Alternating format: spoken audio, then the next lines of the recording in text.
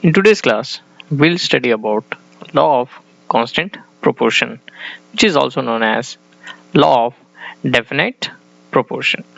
After the law of conservation of mass, Levisser, along with his fellow scientists, noted that many compounds were composed of two or more elements, and each such compound had the same element in the same proportion. So, what's the meaning of that? Simple thing. So, here, if you take an example of water. So, in water, whenever he observed that whatever be the source of the water, that is, it may be a sea water, it may be a fresh water, whatever may be the source, he observed that the ratio of mass of the hydrogen to the mass of the oxygen was always 1:8. So how to understand that easily? Simple thing. Water is composed of two hydrogen atoms.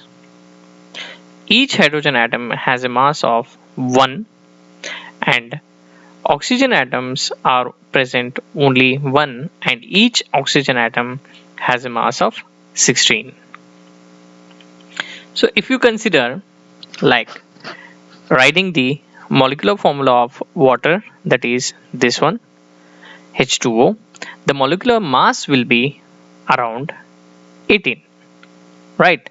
So there are two hydrogens and one oxygen, two hydrogen having 2 atomic mass and 16 atomic mass of a oxygen.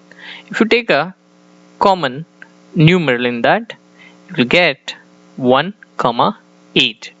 That is the mass ratio of hydrogen to that of the mass ratio of oxygen. Similarly, if you take an example of ammonia, so NH3 is the molecular formula of ammonia.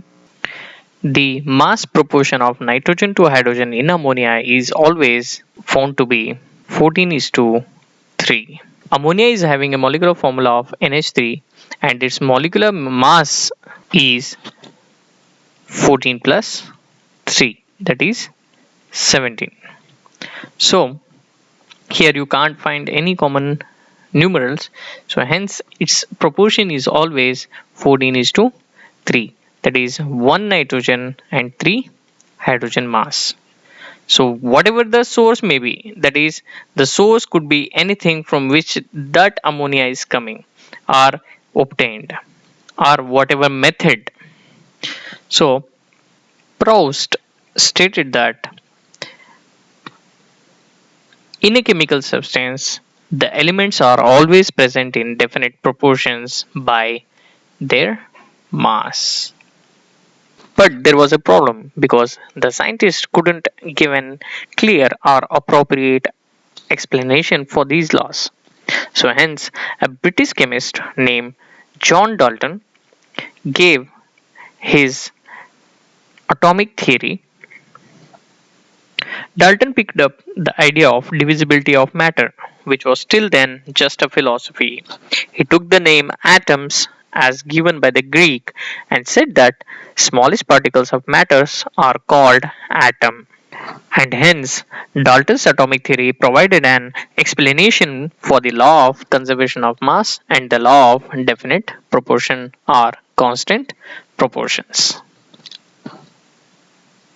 In our next session, we will discuss, according to Dalton, what is an atom. Stay tuned. Happy learning. Thank you.